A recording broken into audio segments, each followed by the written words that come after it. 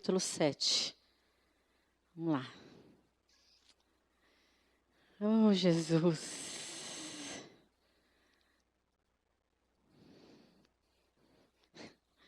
Esse microfone está estranho. Jesus. Isaías, capítulo 7. A palavra de Deus para nós.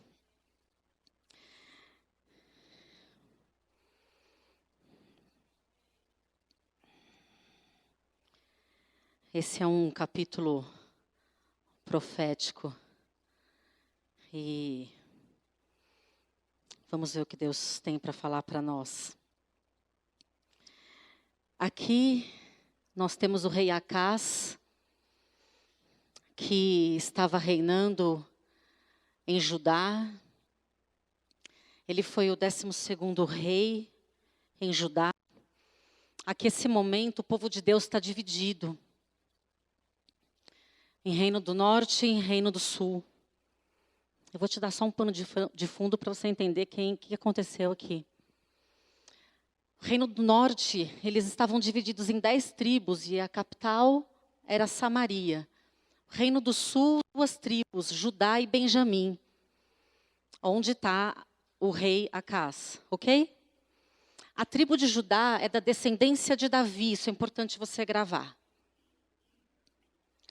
E Acaz, ele não estava agradando ao Senhor. Ele não estava andando nos caminhos do Senhor. E chega uma notícia para ele de que Rezim, o rei da Síria, e Peca, rei de Israel, fizeram uma aliança para o destruir e para destruir Jerusalém. Eles não iam só invadir Jerusalém. O propósito era destruir Jerusalém. E vamos ler e ver o que aconteceu com o coração de Acaz, o que aconteceu com o povo e aonde o profeta Isaías entra nessa história. Então acompanha aí comigo, ok? Tem um monte de nome, mas você vai entender. Vou devagar. Nos dias de Acaz, filho de Jotão, filho de Uzias, rei de Judá, Rezim, rei da Síria, e Peca, filho de Remalias, rei de Israel, subiram a Jerusalém para pelejar e destruir Jerusalém, mas não o puderam fazer. Versículo 2, avisaram ao rei Davi, a Síria fez aliança com Efraim. Então se agitou muito o coração de Acaz, e o coração do seu povo como se agitam as árvores do bosque com forte tempestade e vento. Acaz ficou desacreditado que eles estão se juntando ali, porque está todo mundo desviado aqui nesse negócio aqui, viu? É tudo povo de Deus, mas está todo mundo desviado. Aí o povo desviado se junta para ir destruir Jerusalém.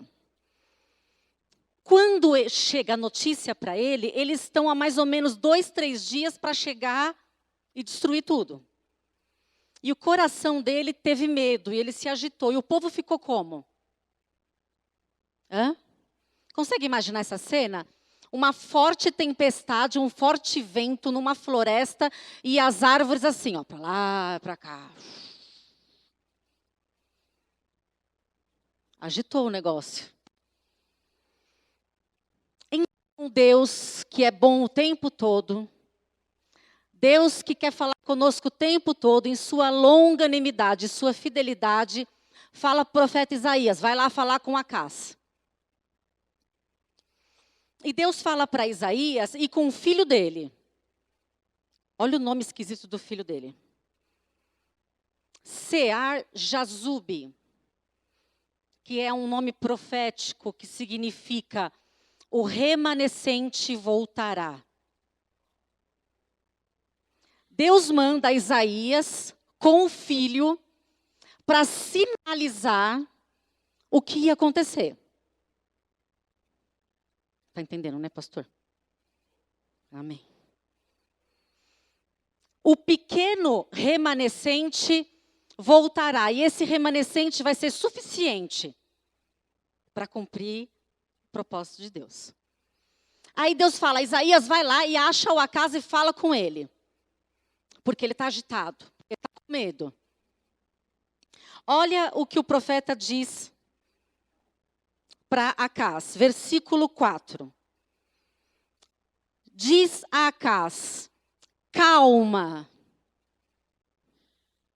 não tenha medo, aquieta-te, não se desanime, não desanime o teu coração por causa desses 2 pedacinhos de tições fumegantes. Sabe o que é isso? É assim, ó. Exatamente. É o restinho do carvão que o fogo já apagou, mas tem aquela fumacinha assim, sabe? O Acas estava vendo de outra maneira. E Deus está falando para ele. Não é para ter medo, porque o negócio já apagou. Só tem uma fumacinha. E eu vou acabar com a ira deles. Versículo 5. A Síria trama contra ti malignamente. Versículo 6. Subamos contra eles, contra Judá, e coloquemos terror. Coloquemos medo. E a gente vai chegar lá e vamos destruir tudo. E vamos dividir essa galera aqui.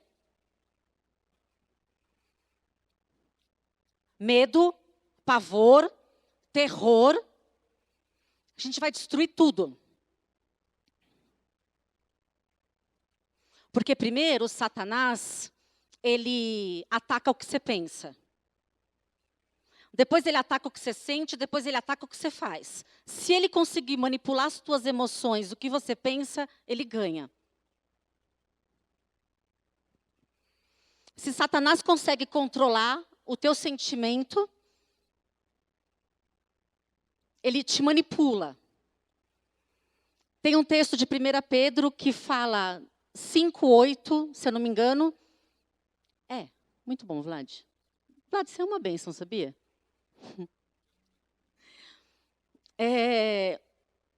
O diabo, ele anda que jeito? Ao redor, em volta.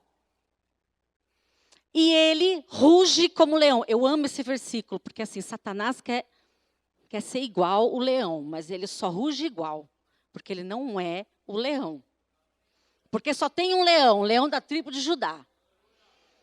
Mas ele quer ficar imitando. Só que Jesus Cristo não tem páreo para ele, né? Mas ele fica lá rugindo, assustando, causando terror, causando medo. E ele fica esperando o quê? Quem possa devorar. Já falei para vocês que Satanás ele é um estrategista. Ele é oportunista. Satanás não faz nada aleatório. Ele não fica dando tiro aleatório. Satanás, ele acerta, ele vai lá e tum, ali. Agora tum aqui. Tum. E ele fica esperando quem ele possa devorar. Quem que ele vai poder devorar? Quem acreditar no que ele está falando, quem ceder às ameaças, quem ceder ao medo e quem der ouvido à mentira. Porque se a fé vem pelo ouvir e ouvir a palavra de Deus, o medo e a dúvida vêm de ouvir tudo aquilo que nega Deus. Então, se eu ouço esses 2 aqui que se juntam, dizendo que vão vir me matar, dizendo que vão vir dividir tudo, separar tudo, então eu me torno uma presa fácil para Satanás. Porque aí ele vai controlar as minhas emoções como ele controlou as emoções de Acas. E Acas não quis ouvir a palavra do profeta. Depois ainda ele vai fazer aliança com quem não devia. E olha só, versículo 6, continuando. Subamos contra Judá, coloquemos medo, pavor, e vamos conquistar tudo para nós. Façamos reinar no meio deles um outro rei. Preste atenção. A tribo de Judá era da descendência de Davi, certo? Jesus viria de qual linhagem? De Davi. Vê aqui o que está acontecendo. Não era apenas uma briga de território, uma briga entre povos. Era uma briga de trono. Toda vez que acontece uma situação, a gente precisa ver de cima. Porque nunca é o vermelho contra o azul. Nunca é o João contra a Maria. Tem sempre uma batalha espiritual acontecendo que normalmente a gente não vê. Aí a gente acha que é o povo da direita contra o povo da esquerda. E o que está acontecendo é uma briga de tronos. Satanás brigando com Deus.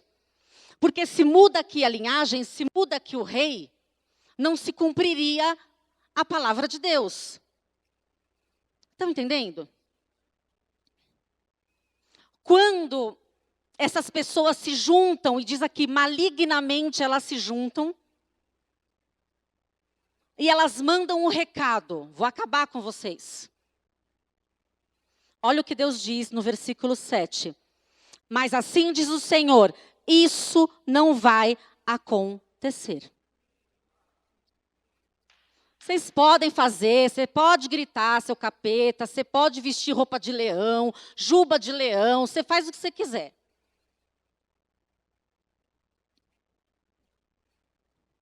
Só que as minhas emoções, os meus pensamentos, a minha fé, tem que estar cativa ao Senhor, à verdade.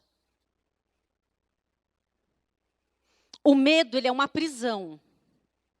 O medo, ele nos paralisa. O medo faz você achar coisa que não existe. E o medo é o oposto da fé. E eu quero te perguntar, como você lida com os maus rumores? Ali no Salmo 112 diz assim, eu não temo maus rumores porque eu confio no Senhor. Eu não temo más notícias porque eu confio no Senhor. Como você lida quando recebe uma notícia ruim? Como você lidaria de ouvir isso daqui, que eles estão chegando em 2 dias e vai acabar com tudo? Como você lida com as coisas que o diabo manda de recado lá na tua casa ou no teu WhatsApp?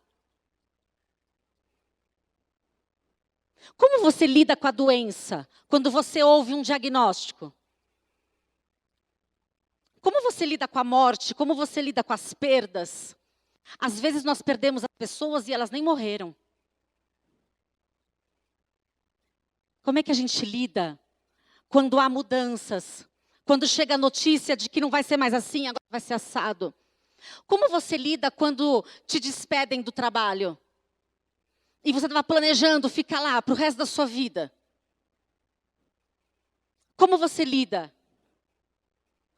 com o teu filho que está escolhendo o caminho da maldição e não da bênção? Como você lida quando chega uma palavra de divisão no teu ouvido? Você espera a coisa acontecer? Como a gente lida com uma pessoa ali no hospital? Eu não sei se você está percebendo, mas o mundo está um horror. O mundo está um caos. O povo está doido. As pessoas estão surtando. Como a gente lida com as notícias ruins, porque Jesus nunca disse que elas não viriam. Como a gente lida com passar pela tribulação? Como a gente passa pela tribulação?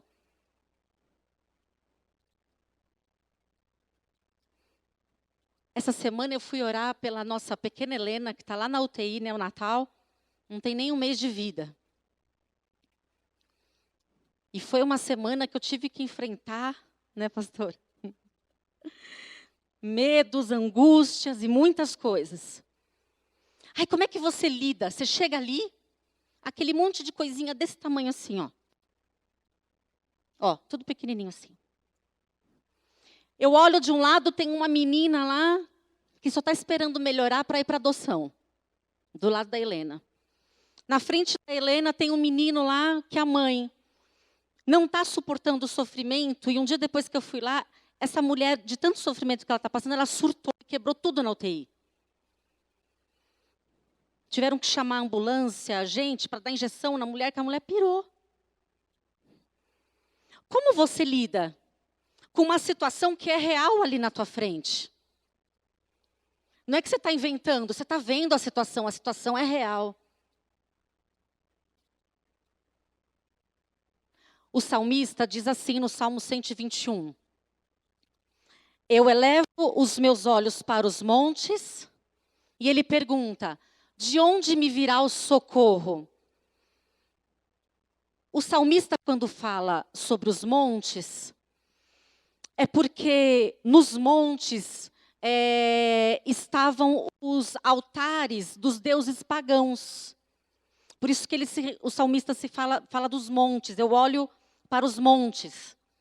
E aí, lá nos montes, ficavam todos os altares desses deuses pagãos, especialmente os deuses que eram simbolizados pela força da natureza. Então, o salmista está dizendo assim, eu elevo os meus olhos para os montes e sei que o meu socorro não vem dos montes. O meu socorro vem do Senhor, que fez o monte, que está acima do monte. Ele fez os céus e a terra. É dele que vem o meu socorro. Como você lida com uma situação difícil? Olhando para o Senhor, que fez os céus e a terra, e não olhando para os montes. O meu socorro não vem dos ídolos ali. Não vem do que eles podem fazer para mim. O meu socorro vem do Senhor que está acima de tudo. Agora eu quero que você vá lá para João capítulo 20.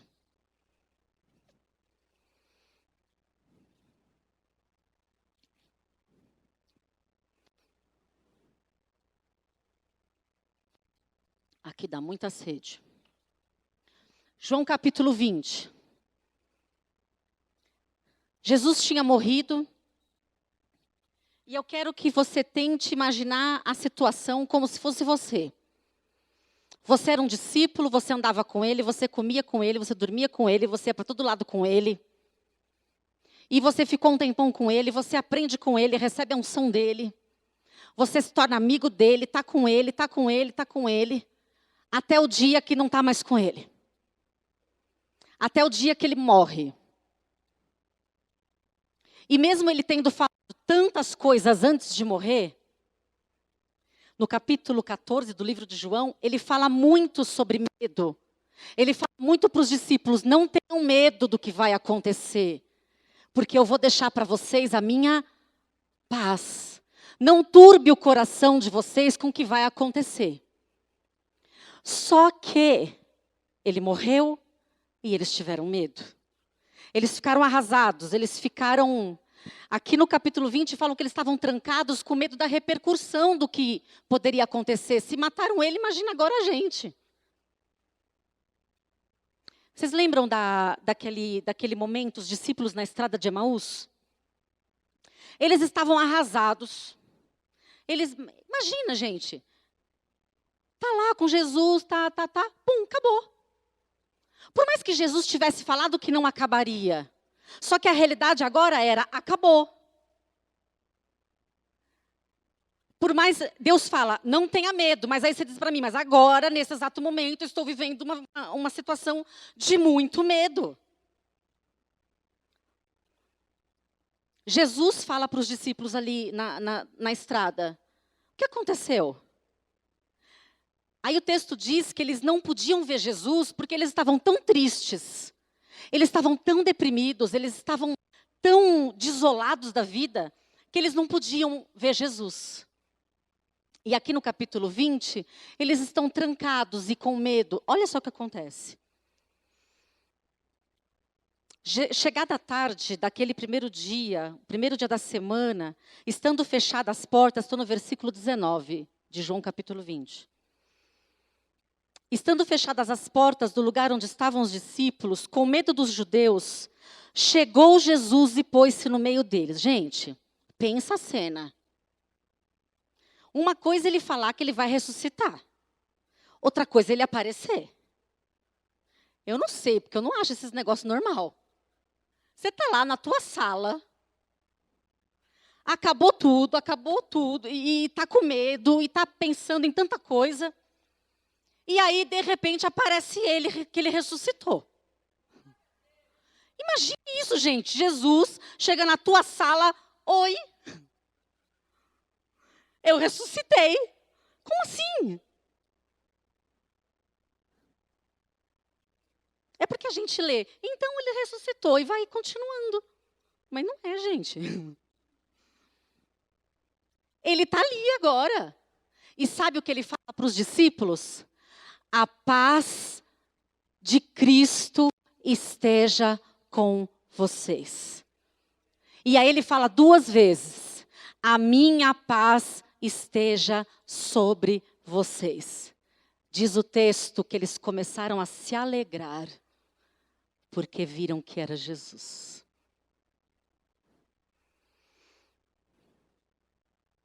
Como você lida com o medo? Jesus chega para você e diz: a minha paz está sobre você. Sabe o que significa isso? A minha plenitude, a minha estabilidade, a minha segurança. Porque às vezes a gente pensa só na palavra paz, como parece que fica um pouco restrito, mas a palavra shalom, ela tem o sentido de saúde total, de saúde completa. Então, é muito significativo quando ele chega ali onde estão os discípulos com medo e diz: a minha paz está com vocês. Ou seja, aguenta firme. A paz de Deus, quando ela é declarada sobre os discípulos, não muda a situação externa. Lá fora continua um caos, ok? A paz de Deus muda o meu coração. Ela muda dentro de mim. Ela não me deixa surtar. Ela não me deixa desequilibrar. Porque as coisas do mundo, a estratégia do diabo é nos desequilibrar. É fazer o povo de Deus surtar mesmo, ficar descontrolado. É entrar em crise de nervo. Sabe o que é isso? A pessoa não consegue lidar. Mas a paz de Deus, o shalom de Deus, vem sobre nós e o shalom dele tira todo medo. E o shalom dele me ajuda a lidar com a situação que não mudou lá fora. Os discípulos aqui nem tinham começado ainda. O negócio ia começar agora.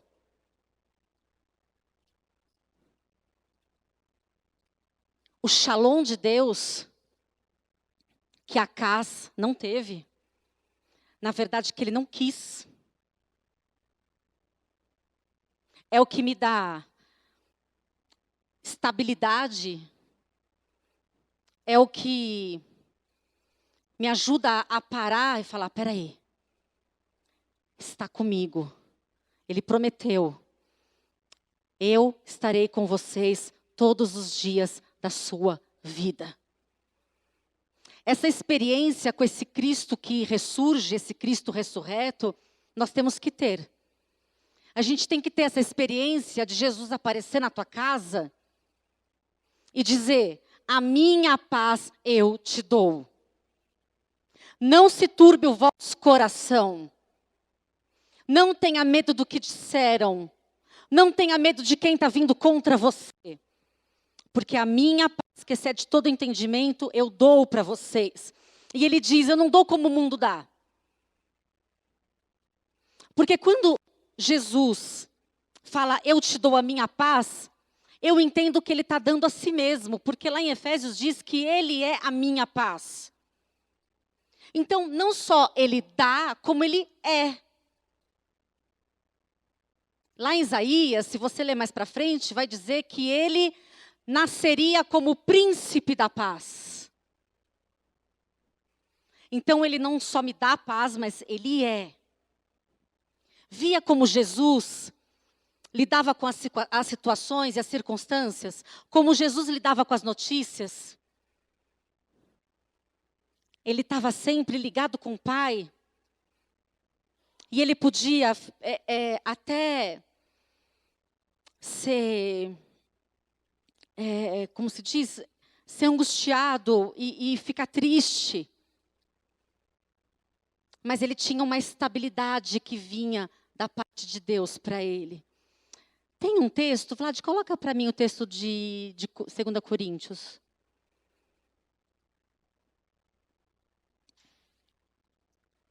Olha esse texto. Em tudo somos atribulados, porém não angustiados. Perplexo. Você já ficou perplexo? Jesus amado. O mundo está perplexo. Eu não sei nem explicar o que é perplexo. Perplexo é perplexo, né? Uma coisa assim, está inexplicável. Porém não desanimados. Próximo. Perseguidos, porém não desamparados. Abatidos, porém não destruídos. Lembra da palavra de Isaías para Acás? Deus se levanta e fala, não vai acontecer. Só que não, exatamente.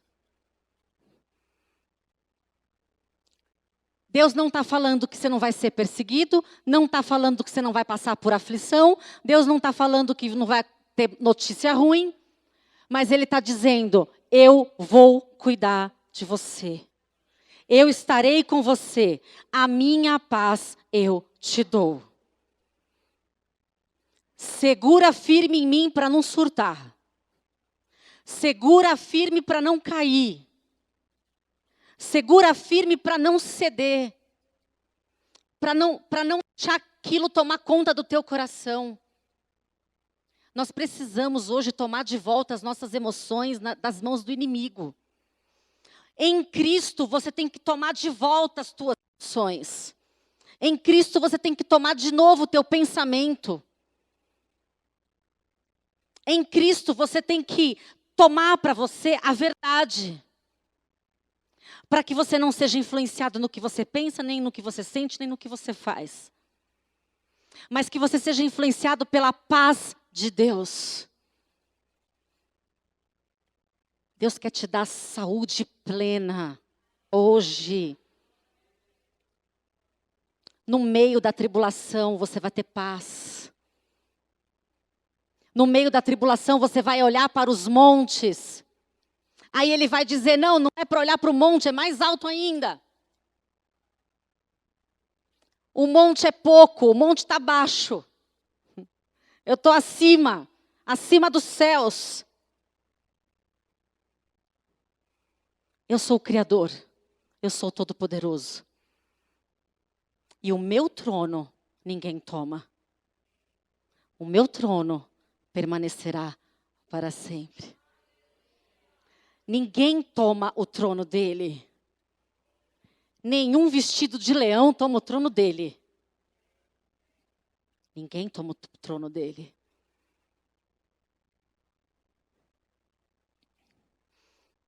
E Ele quer nos... Eu sei que tem muita gente que precisa ter essa experiência com esse shalom hoje. Tem muita gente que está angustiada, passando por tribulação. Tem muita gente tendo que lidar com sentimento de perda, lidando com morte, lidando com notícia, lidando com filho, com marido. Muita gente lidando com situações que não sabe o que fazer. Muita gente que eu sei que está trancado. Está trancado porque está com medo, tem medo até de abrir a porta. Só que Jesus Cristo está aqui. E Ele chega e te diz, a minha paz eu te dou. Amém?